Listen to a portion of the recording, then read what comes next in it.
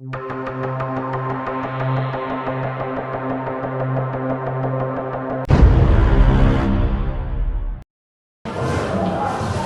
tanggal 14 Agustus 1945, Jepang menyerah tanpa syarat kepada sekutu. Berita tentang kekalahan Jepang tersebut sangat dirahasiakan oleh Jepang. Bahkan semua stasiun radio disegel oleh Jepang. Tetapi ternyata siaran tersebut tertangkap di Indonesia dan Sultan Syahrir mendengarnya. On the battleship Missouri. Sore hari, setelah mendengar berita kekalahan Jepang, Sultan Syahrir dan para pemuda mengadakan rapat di Jakarta. Assalamualaikum saudara-saudaraku. Saya mendengar bahwa Jepang telah menyerah kepada sekutu. Oleh karena itu telah terjadi kekosongan kekuasaan di wilayah Indonesia.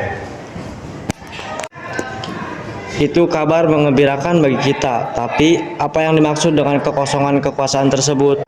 Maksud saya, Jepang sudah tidak berkuasa lagi setelah menyerah kepada sekutu, sedangkan sekutu belum menguasai Indonesia. Saya mengerti maksud Anda, terima kasih. Lalu, apa yang harus kita lakukan untuk mengisi kekosongan kekuasaan ini?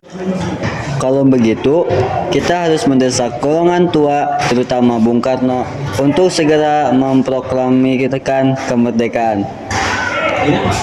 Benar itu, Jepang sudah tak ada wewenang lagi di negeri kita. Kita harus memanfaatkan momen ini. Betul sekali, kawan. Tetapi jangan sampai proklamasi kemerdekaan diproklamirkan oleh PPKI. Kenapa kau berpendapat demikian, sobat? Karena PPKI adalah badan bentukan Jepang, kita tidak ingin ada campur tangan Jepang dalam proklamasi kemerdekaan. Maka dari itu, mari kita sepakat untuk kemerdekaan negara ini tanpa bantuan dari Jepang dan menolak segala hadiah dari Jepang. Bung Syahrir benar, kemerdekaan itu adalah hak dan persoalan rakyat yang harus segera diproklamasikan. Mari kita semua meminta kepada Insinyur Soekarno dan Bung Hatta untuk memutuskan segala hubungan dengan Jepang. Tepat sekali, kalau begitu kita harus pergi ke kediaman. Keesokan harinya, pada tanggal 15 Agustus 1945, Chairul Saleh, Sultan Syahrir, Wikana, dan Darwis tiba di kediaman Soekarno dengan maksud menyampaikan hasil keputusan rapat. Assalamualaikum. Waalaikumsalam. Permisi Bu, apakah ada Bung Karno? Iya, Kang Mas ada di dalam, mari masuk. Silahkan duduk, sebentar saya panggilkan Kang Mas dulu. Ada maksud apa saudara-saudara datang kemari? Saya mendengar berita Jepang menyerah kepada sekutu di radio BBC London di Bandung. Maka dari itu tadi siang kami dari golongan para pemuda berkumpul mengadakan rapat dan hasilnya adalah semua pemuda setuju agar Bung Soekarno dan Bung Hatta menyusun kemerdekaan Indonesia. Kita tidak bisa begitu saja memproklamasikan kemerdekaan. Kita harus membicarakan dalam rapat PPKI. Kita tidak mungkin membicarakannya dalam rapat PPKI karena PPKI dibentuk oleh Jepang dan kemerdekaan Indonesia haruslah dari usaha rakyat Indonesia, bukan pemberian bangsa lain. Bukan begitu. Kita memang seharusnya membicarakan dalam rapat PPKI karena PPKI adalah badan yang bertugas mempersiapkan kemerdekaan. Apakah kita harus menunggu janji Jepang untuk memerdekakan bangsa ini? Kita bisa, Bung. Kita harus bangkit dan memproklamirkan kemerdekaan sendiri. Jepang sendiri telah kalah dan menyerah tanpa syarat kepada sekutu. Kekuatan segelintir ini tak akan mampu mengalahkan armada perang milik Jepang. Bagaimana cara kita nanti untuk mempertahankan kemerdekaan? Coba bayangkan, bagaimana kita akan tegak di atas kekuatan sendiri. Tapi semakin cepat kita memproklamasikan kemerdekaan, akan semakin cepat pula kita mengakhiri penderitaan rakyat yang sudah ditanggung selama ini. Inilah yang sudah ditunggu-tunggu bangsa kita, Bung. Baiklah, tapi berikan kami waktu untuk berunding sebentar. Baik, kalau begitu kami pamit. Bagaimana ini? Para pemuda menuntut untuk segera memproklamasikan kemerdekaan. Tapi kita tidak boleh gegabah, Bung. Kita butuh waktu untuk mempersiapkan semuanya dengan matang agar tidak terjadi sesuatu yang tidak diinginkan. Saya setuju, masalah kemerdekaan sebaiknya dibicarakan lagi dalam sidang PPKI 18 Agustus mendatang.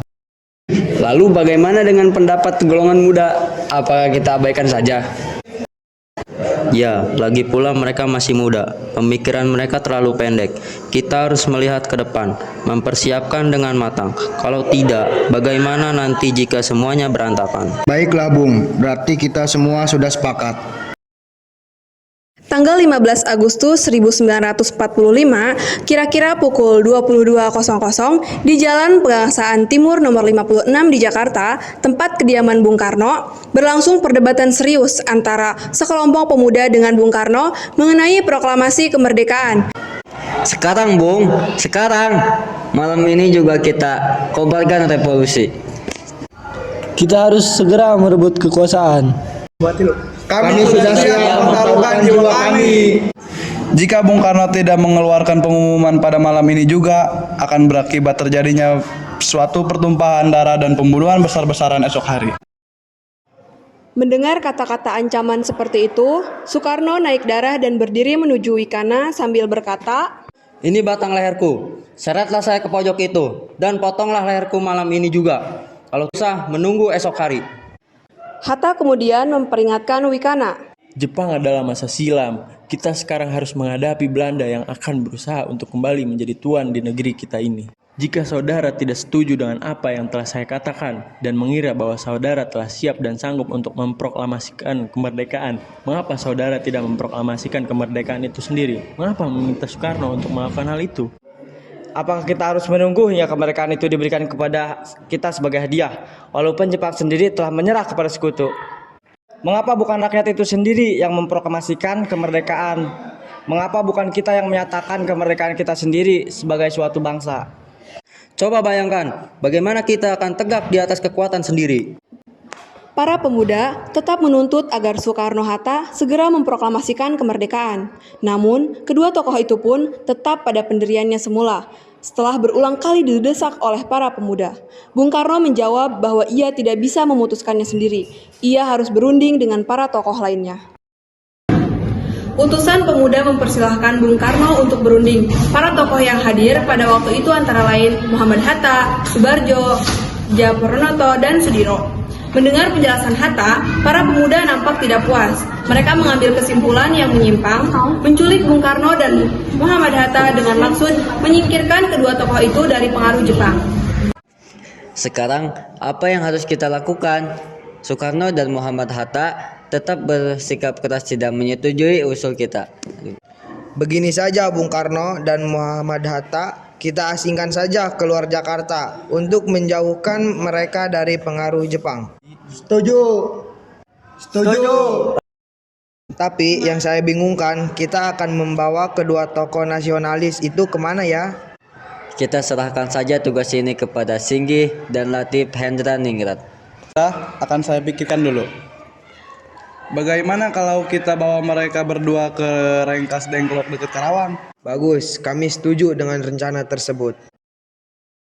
Pukul 4 dini hari, tanggal 16 Agustus 1945, Soekarno dan Hatta oleh sekelompok pemuda dibawa ke Rengas Dengklok. Aksi penculikan itu sangat mengecewakan Bung Karno. Latif, Hendraningrat, dan Singgih pun pergi ke rumah Soekarno. Assalamualaikum. Waalaikumsalam. Ada apa ya malam-malam bertamu kemari? Maaf Bu, kami tidak bermaksud mengganggu, tapi ada hal penting yang harus kami bicarakan dengan Bung Karno. Ah, tidak apa-apa. Mari silahkan masuk. Assalamualaikum. Waalaikumsalam. Katanya kalian ingin membicarakan hal yang penting dengan saya. Memang yang penting apa? Sebelumnya kami meminta maaf, kami kemari karena mendapatkan tugas untuk membawa Bung Karno dan Bung Hatta ke Karawang. Memang mengapa kami harus pergi keluar kota? Untuk menghindari dari pengaruh Jepang. Sekarang Tuhan bukan waktunya untuk berdebat, cepat ikut kami. Mereka meninggalkan rumah Soekarno dan menuju Rengas Dengklok di Karawang. Di sana, Soekarno dan Muhammad Hatta terus didesak oleh pemuda. Namun ternyata, mereka berdua sangat keras kepala dengan keyakinan mereka. Karno, tunggu apa lagi? Waktu inilah yang tepat bagi kita memproklamasikan kemerdekaan Indonesia. Iya, sebaiknya Bung setuju usul kami ini. Maaf, tapi saya tidak bisa. Di sebuah pondok bambu berbentuk panggung di tengah persawahan Rengas Dengklok, siang itu terjadi perdebatan panas. Revolusi berada di tangan kami sekarang dan kami memerintahkan Bung. Kalau Bung tidak memulai revolusi malam ini, lalu apa? Semua terkejut, tidak seorang pun yang bergerak atau berbicara. Lalu, akhirnya terjadilah perdebatan di antara mereka. Setelah itu, Soekarno, Hatta, dan Ahmad Subarjo memutuskan untuk tempat penginapan. Karena tempat penginapan penuh, akhirnya mereka ke kediaman Laksamana Maeda. Assalamualaikum. Waalaikumsalam. Apakah Laksamana Eda ada? Ya, ada. Silakan masuk tuan-tuan. Sebentar saya panggilkan Laksamana Maeda dulu. Ada apa tuan-tuan datang kemari? Saya mendengar dari radio bahwa Jepang menyerah pada sekutu tanpa syarat. Apakah itu benar? Benar Bung, kami masih merahasiakan ini dari masyarakat agar tidak terjadi kerusuhan di masyarakat. Para pemuda mendesak kami agar cepat memproklamasikan kemerdekaan. Saya setuju, inilah waktu yang tepat untuk memproklamasikan kemerdekaan. Baik, kami akan mempersiapkannya. Putih, tolong kau ketikkan naskah ini. Siap, Bung. Kapan kita akan melaksanakan proklamasi? Menurut saya tanggal 17 adalah tanggal baik. Sebagaimana Al-Quran diturunkan tanggal 17. Selain itu dalam sehari semalam orang Islam sholat sebanyak 17 rakaat. Jadi bagaimana kalau hari ini Jumat Legi tanggal 17 Agustus? Setuju Bung, lebih cepat lebih baik. Jumat pagi pukul 10, semua orang telah berkumpul di halaman depan rumah Insinyur Soekarno di Jalan Pegasan Timur nomor 56 untuk mendengarkan pelaksanaan proklamasi. Bung Karno, Bung Hatta keluar serambi ke depan rumah diikuti Ibu Fatmawati. Bung Karno mendekati mikrofon sebelum membacakan proklamasi dan mengucapkan pidato kemerdekaan. Saudara-saudara sekalian, saya telah meminta saudara-saudara hadir di sini untuk menyaksikan suatu peristiwa maha penting dalam sejarah bangsa kita. Berpuluh-puluh tahun kita bangsa Indonesia berjuang untuk kemerdekaan tanah air kita. Bahkan telah beratus-ratus tahun gelombang aksi kita untuk mencapai kemerdekaan itu ada naiknya dan ada turunnya. Tetapi jiwa kita tetap menuju ke arah cita-cita. Juga di zaman Jepang, usaha kita untuk mencapai kemerdekaan. Di dalam zaman Jepang ini, tampaknya kita menyadarkan diri kepada mereka. Tetapi pada hakikatnya kita tetap menyusun tenaga kita sendiri, tetapi kita percaya kepada kekuatan sendiri. Sekarang tibalah saatnya kita benar-benar mengambil nasib bangsa dan nasib tanah air kita dalam tangan kita sendiri. Hanya bangsa yang berani mengambil nasib dalam tangannya sendiri dapat berdiri dengan kekuatannya. Maka kami tadi malam telah mengadakan musyawarah dengan pemuka rakyat Indonesia. Permusyawaratan itu telah seia sekata berpendapat bahwa sekaranglah datang waktunya untuk menyatakan kemerdekaan kita. Saudara-saudara, dengan ini kami menyatakan kebulatan tekad itu. Dengarkanlah proklamasi kami. Proklamasi. Kami, bangsa Indonesia, dengan ini menyatakan kemerdekaan Indonesia. Hal-hal yang mengenai pemindahan kekuasaan dan lain-lain diselenggarakan dengan cara saksama dan dalam tempo yang sesingkat-singkatnya. Jakarta, 17 Agustus 1945, atas nama bangsa Indonesia, Soekarno, Hatta.